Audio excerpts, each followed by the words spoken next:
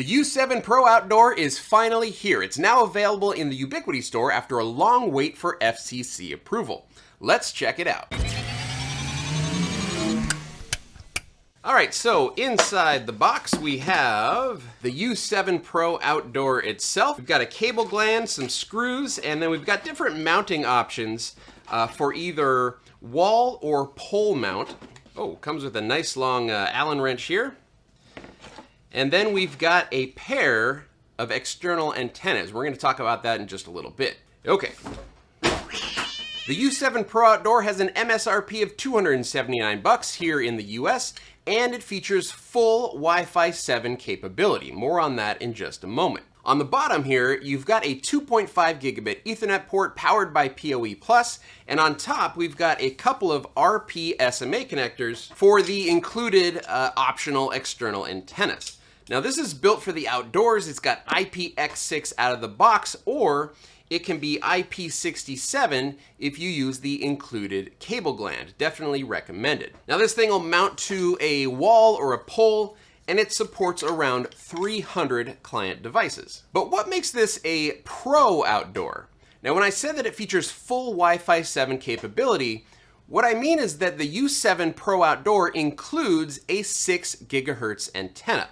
So with Wi-Fi 7, the 6 gigahertz band is optional because 6 gigahertz isn't available for public use in every country. But this one has that extra 6 gigahertz antenna, so we get 2x2 multi-user MIMO across all three bands, 2.4 gigahertz, 5 gigahertz, and 6 gigahertz. And in fact, they actually make you choose whether or not to enable 6 gigahertz when you initially adopt the device. This is the main difference between the U7 Pro Outdoor and the original U7 Outdoor. Now, while the U7 Outdoor is Wi-Fi 7, it doesn't have the extra 6 gigahertz antenna. Now, where you're going to see a real difference is in deployments where you've got a ton of Wi-Fi 7 capable devices connecting to this access point simultaneously. So in high density scenarios, right, think like a music festival or a large outdoor venue where tons of Wi-Fi 7 devices connect at once, you're actually going to see the benefit of that 6 gigahertz antenna. But for home use or like a basic backyard setup, you might not notice much difference between the Pro and the non-Pro models. Let's talk about the RP-SMA connectors. If you're not using the external antennas that come with the U7 Pro Outdoor, the beam width or the wireless output of the device is directional.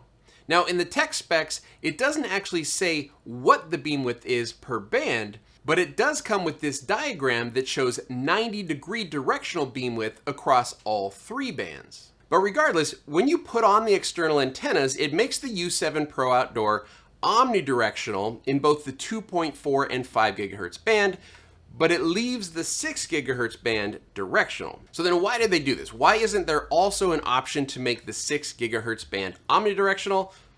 That would be a question for Ubiquiti. I just don't know. But I do know that they would probably have to add a third antenna on top to be able to do that, and maybe the form factor just didn't allow for that. Again, that's just speculation on my part. I really don't know. Also super important, you need to enable the external antennas in unifi. So just screwing them in won't do it, right? Make sure you change that setting or you're not going to get the omnidirectional coverage. So there you go, a quick look at the now available U7 Pro Outdoor from Ubiquiti. What do you guys think about this new access point? Let me know down in the comments below. And if you'd like to keep this party going, I have hand selected a couple of videos on the right here for you to watch next.